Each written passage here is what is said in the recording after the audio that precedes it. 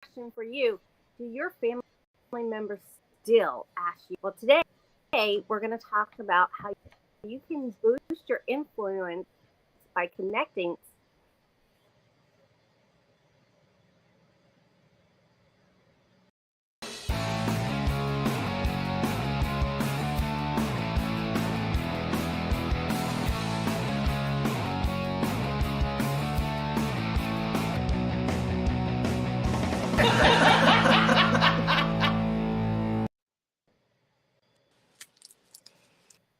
Hey, welcome back. Hey, Monica.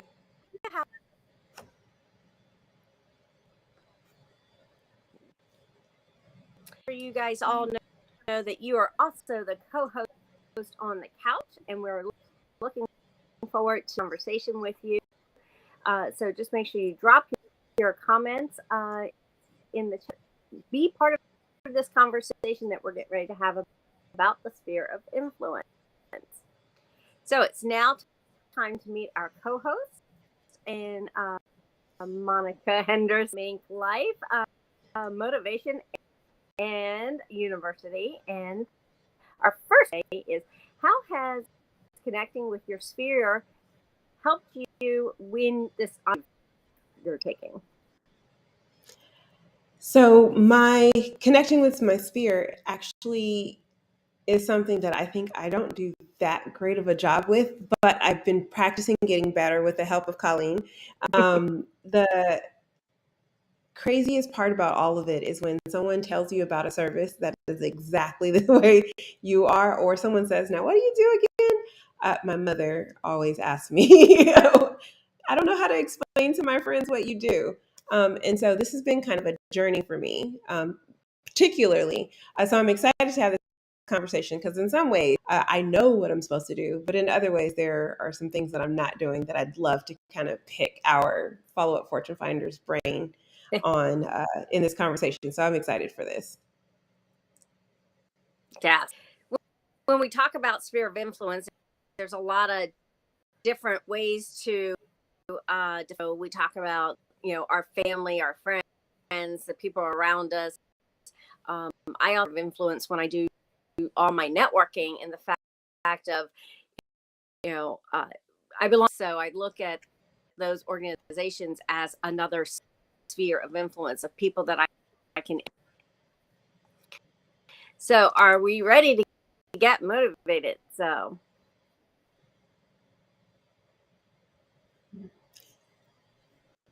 there's a bit of a delay. Yeah. Okay. We're all here. We're just hanging out. I'm at the beach today. You're at the beach?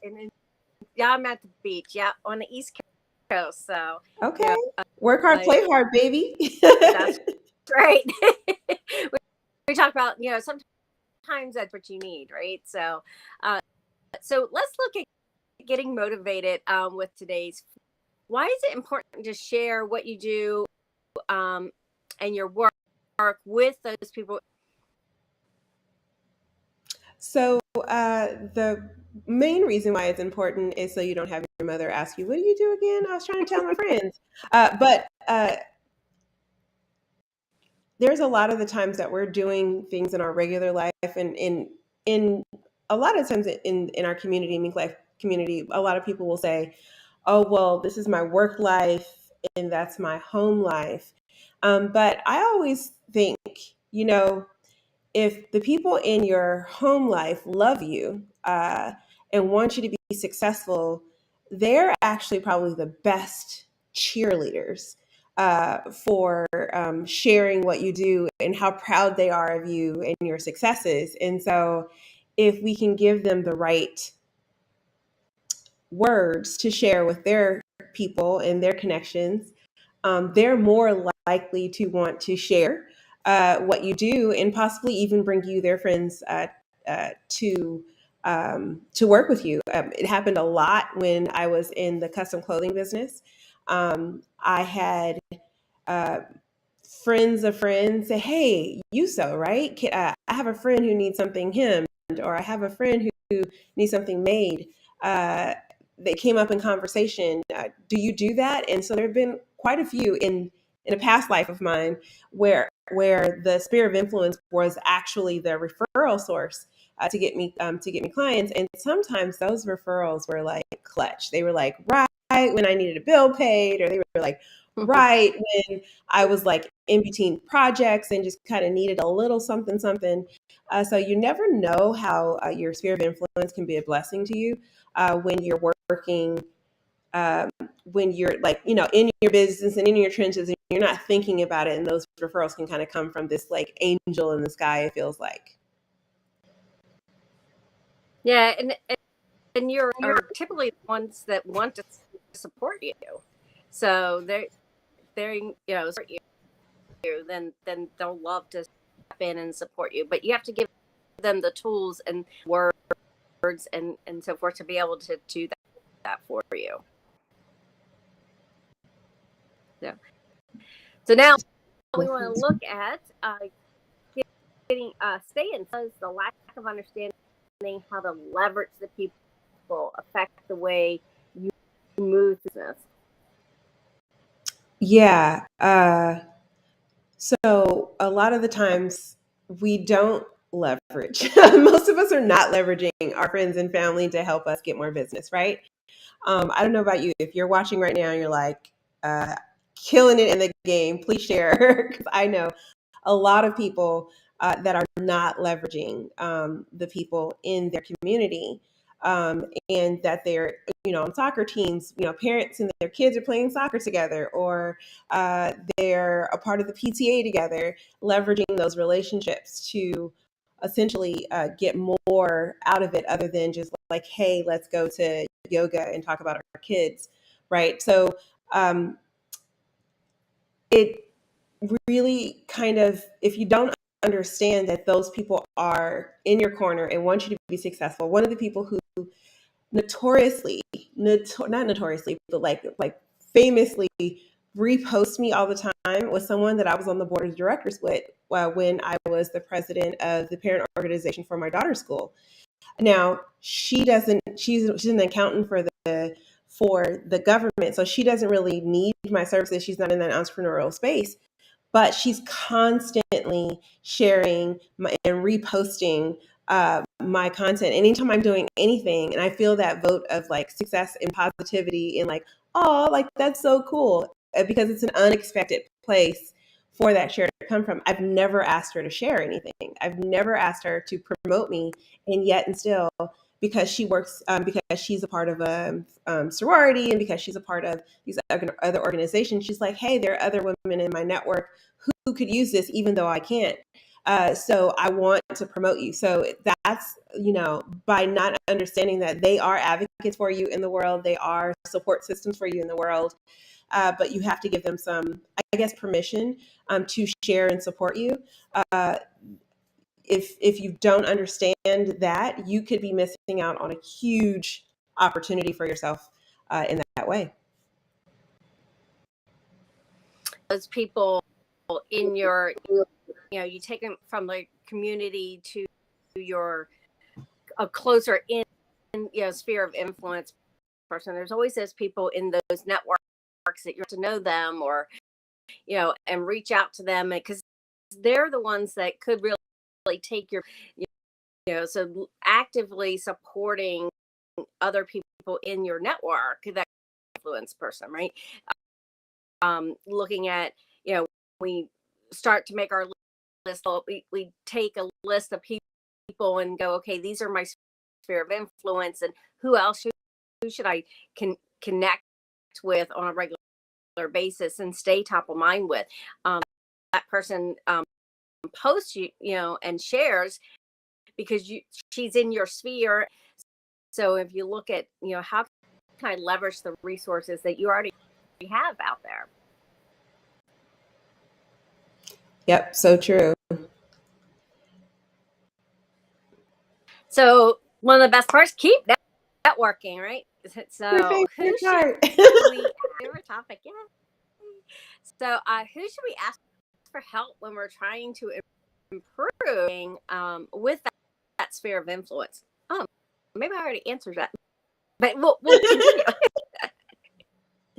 Well, I would definitely say, Peggy beat me to it. Fall in love with follow-up. So I'm going to take this time to brag on Colleen. If you haven't connected with Colleen, if you are anyone who has to do lead generation, and you are struggling in this space of connecting with the people who like, know, and trust you already because you are friends outside of the business capacity, or you are a support system outside of this space, you definitely want to connect with someone like Colleen. Colleen helps with this program called Fall in Love with Follow-Up. I miss her because she's on vacation this week. So my follow-up will wait until she gets back. But a lot of rekindling of relationships actually happened through that process of developing the relationship. So definitely having someone like Colleen in your corner to support you through kind of like reaching out and feeling comfortable with that weird, like, oh, I haven't talked to this person in like 6 months. Like being able to kind of like be in a supportive space to kind of have that moment and still do it anyway is definitely something. But also connecting with old connections that used to be very, very helpful with fostering new relationships. I think so. Maybe like heads of the organizations or the places that you've been before, to like say, hey, it's been a while. How are things going? And seeing if maybe you can kind of reconnect into those communities. Facebook user, I don't know the name, but thank you for your comment about networking connections. I always say connections are key, right? So it all comes down to build and really taking them to the next level. Look at those. I mean, I used to, way back when my my kids were little, I sold them pottery, and I would sit at the ball game putting labels on fly, and that was just a very subtle way of putting it out there, for connect, right? And they got to know what you did and so forth. And of course, now, we look a lot of times people do meetups, find your hobby, connect with somebody based on the hobby. And almost always it comes around to, well, what do you do for, don't be salesy about it, but go out, make real connect in what they're doing. And that, I think the business stuff always comes around, right? Because it's always, people would, how can I help you? It's that kind of, people want to reciprocate. How can we be of service of each other? Yeah, there are definitely people that I have met that we ended up doing business with later because we were on a wine tasting tour excursion in Mexico, like on a cruise. And it was like, oh, let's do a wine tasting excursion. And we're all happy and liquored up and having conversation. And it's like, oh, we work in the same neighborhood. Oh, we should totally kind of connect. And so, yeah, definitely finding people who are part of the same hobby set that you have. Right. I forget who I heard many years ago, and they were like, always make friends through business because they're more likely to kind of be with you forever, right? Because they're able to go both ways on that line. And when you make a friend in business, you make a friend in real life too. And so I treat all of it that way. It's like, okay, either I'm going to be the connection source to get them what they need in order to be successful, or they're going to be the connection source for me to get what I need to be successful. But either way, it doesn't just stay in this bubble conversation about like, oh, well, this is all we can talk about. We can only talk about this part, but like, let's talk about all the things in our lives. Let's talk about like what's happening with our families. Let's talk about what's happening with our friendships. Let's talk about what's happening in our businesses or in our work world. Because when we can kind of broaden that conversation with our friends, we can then become that conduit of change for them in a lot of ways and create an impact.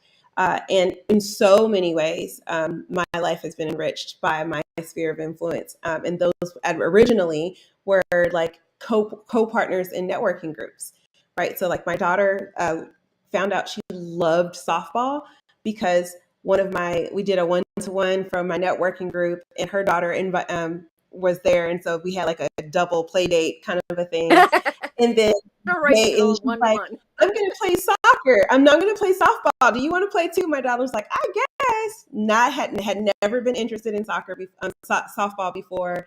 Was like not on her radar, and she turned out to be like super awesome at it. Like was like a first baseman and was like really competitive and aggressive about it. But had we not had that kind of like overlapping of like life and business in that one-to-one, we would have never been able to enrich my daughter's life in that way. And there were so many other connections. I did a lot of tailoring for her because at the time it was really promoting my custom clothing business. So I did a lot of tailoring for her and a lot of her friends as well. And so there's something to be said about that like holistic friendship where everything about the friendship is for the betterment of each other, including not just the personal life, but also in the professional world too. Right. Yeah. I look at networking groups, and one of them, they talk about being transformational versus, so I look at it as, building relationships versus being transaction. The people I work with are people who want to build an ongoing relationship with, just a one type of transaction type thing. So I work, mostly with like the entrepreneurs and small business owners, versus maybe they're just buying a service, right? Or, restaurants. Yes, they want to have a relationship with you. Ones that like I create relationships where I want to send you cards and I want to what your kids are doing, right? So it's those types of people work with, and I think even in social media, I know when I was first getting on social, you should have a personal page and a business page and keep them totally separate. Thoughts you could keep it totally separate, or you could integrate it. And I'm like, well, I live, so that was going to be too hard for me to go, only put it over here, what you see, right? So, and I'm going to talk about my kids. I'm going to talk about what we're doing, I'm going to business and how, and maybe that's, I had a conversation with somebody the other day. We were doing a one or something, and my kids wrestled all through their life, and it's a big thing. And the person was going, oh, I've been thinking about getting my 6-year-old into start giving conversation, and like totally went in a different area, but I person, and so, and now I think that's something that's we're connected. Something we've made a connection, right? People want to do business with people. It's not in the old days where you used to look up a number in book, right? Do people even have this? Or look them up online. Everyone's still look for testimonials, or they look for reviews and stuff. And with it's like the next level of a review, right? Because they get to know you, buy from you.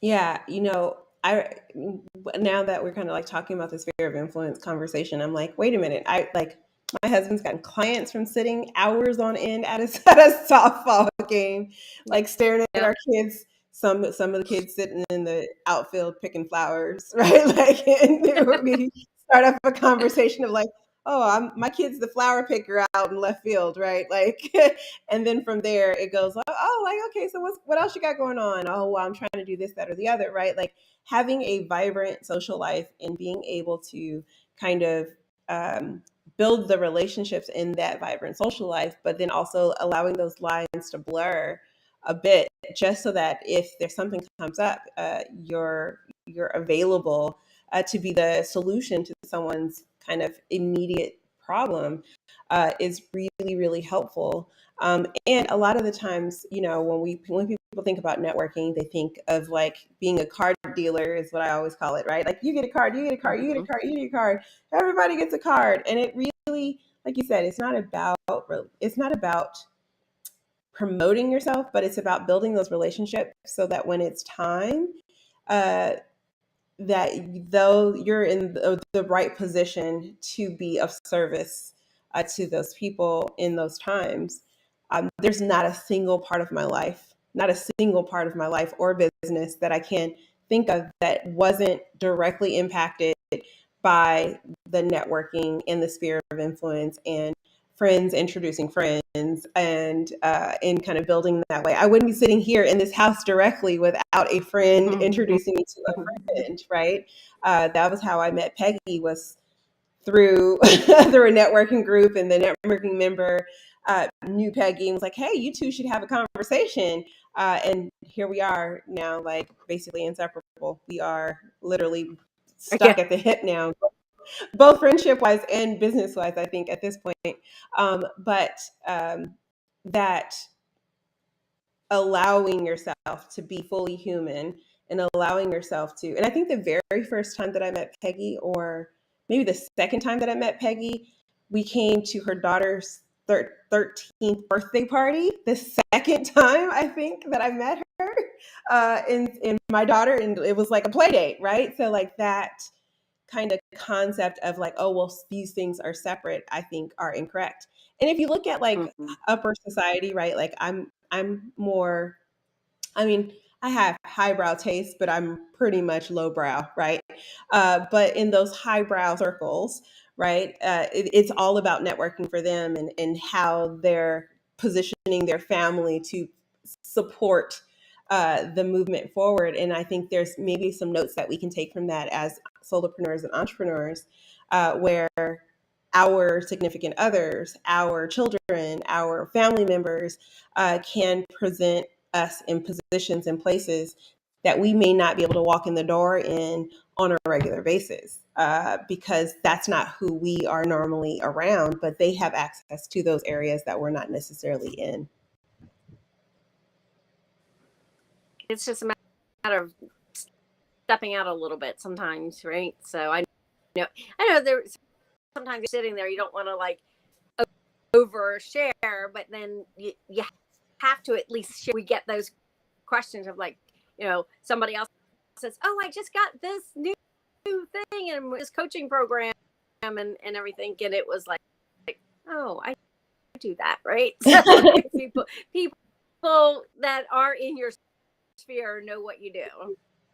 So absolutely, we're on to our last question already.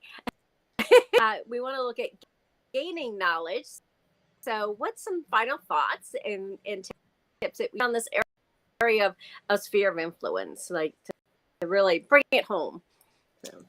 So my final thought would be, I'm gonna take what Peggy always says: be consistent and authentic. If you show up as the same person in life and in business, everywhere you go, it tends to kind of lend to people wanting to continue to work with you, right? If I show up to the softball game for my daughter, and I'm in the stands, and I am willing to introduce myself to people, if I'm willing to be kind of service or coming from a place of contribution in that space, then when someone maybe needs me in a different capacity, they're going to more likely choose me because, well, I knew how you whipped it together for this. I would love for you to do that for something else. And actually, that happened. So I ran a lot of events in as the president of the board for my daughter's school. And about 6 months ago, one of the moms who was running an event was like, "Hey, I know you're a really savvy businesswoman, and I just loved your energy and the way you showed up for the carnival and how you were just like an amazing, energetic ball. I would love for you to be a part of this event." And in that process, I got two of my speakers, or two of my trainers, Peggy and Yo, speaking opportunities because of how I showed up in a parental point of view. And so that is where, and I was able to do that as MinkLife Motivation instead of Monica Henderson, the mom, right? And so that is a perfect example of, like, I just showed up and came from a place of contribution, how I would normally do in business, but in my personal life. And that was a direct overflow. So when I came top of mind for this other scenario, that that we were able to kind of create opportunities for ourselves. You know, just show up. It's always, we always talk about knowing a guy, right? I gotta, you know, my husband we have a family construction company that does asphalt paving and, you know, and I don't bring it up a lot because they do a lot of commercial stuff, but you know, our network knows this and things. So it was, I got an email the other day. It's like, hey, I've got a parking, and do you know a guy? and I'm like, yeah, I do. Oh yeah, Like, yeah. I'm married So to a guy. you know, yeah, that's like, you know, we'll send the son out because the guy, and it's the way it works, right? This is a lot. Did a favor for us to come out and look at my son's camper, to look at some locks for them. Let's turn and do the favor back, right? And let us at least look at it and give you. So it's always, you know, you just don't know where that next great, or the next great connection, and like you said, the next, you know, place where you could, you know, I was in a networking today and people were looking for places to speak, and I'm like, oh, we have a conference coming up, and you know, so yeah, so it's just, you know, getting out, understanding what your sphere needs too, right? Because I love being the fact that, you know, people out there, I try to actively listen what people, you know, so if there is something that they need, you know, that, because then I'm supporting too. Do I get the help, the person that I'm hearing has a need, but I get to support somebody else with that. So it's always like a twofer. Love it. Yeah. All right. So as the time goes by so fast when we're out here chatting. So hope you guys have announcements coming up. So here are the Mingle announcements. Send it back to you, Monica. So what do you have going on you? So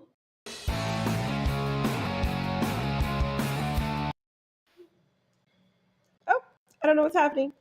There we are. Hey, I'm still here. She I always would love, likes to have her. right? I would love to connect with you. Yes, you, talking to you, sitting on the couch, watching this, or walking, or scrolling, thumb jockeying, whatever you're doing, and you landed on this video. I would love to have a conversation with you. I am on a mission to help millions of professionals worldwide, and we have came up with 3 ways that we can change the world on an extinction level capacity. And when I say extinction level, like the impact is going to be global in that way. And so we are looking to help people in the communities, or kind of collaborate with young people from 12 to 24. We're looking to help and kind of collaborate with people who are institutionalized rather than the military or veterans, or even in educational institutions. We also are looking to connect with indigenous and rural communities as well. So those are the 3 things that I am working towards for my retirement date of May 1st, 2023. So if you are passionate about creating impact in those same communities, please schedule a Connect call with me. I would love to learn more about you and your business and how we can collaborate together to create that impactful change. And that's what I got for today. Perfect. Sounds like lots of exciting. And for me, I'd love to have you, Monica, mention the Fall in Love. I offer a 2-week free trial. I'd love for you guys to come and try it out. Appointments on your calendar, and there's a link there. So just schedule some a private conversation if you want, or like I said, you can also get the link there to follow up. And we have some other announcements before the. So as I mentioned, we have this amazing conference. We'd love for you to be part of this conference, either as a speaker, a dynamic participant, and actually everyone who participates. It's such an interactive conference. You learn from not only everyone in the room and everyone who joins. So you go to the next global virtual conference and grab your ticket there. And we talk about all these people that we connect with and everything. So we have our Mingle community. Really have a lot of knowledge in there. We have the training courses there. So it's all community to help you in this entrepreneurial journey you're doing. Your community. And part of that community co-working area called the MinkLife. We do this mostly every day. So, but in support of each other, a wealth of knowledge in this community that if you are looking just for that little, come hang out with us, and we all help each other grow our. And we are looking for collaboration to be part of this event, to be here as a host. We would love for you to please let us help promote you out into the world. We are here to help everyone and work on their missions that they're doing. We have the podcast that's the missions that we can help you with. And speaking of, I have Yo is going to help you on your next show. It's going to be Wednesday, 9 a.m. so that you can calibrate your life. It's amazing. So this was so much fun, Colleen. I'm so happy that you got to come from the beach to have this conversation with me. This was delightful. Reminded me of a lot of things, so I definitely will be doing some stuff after this.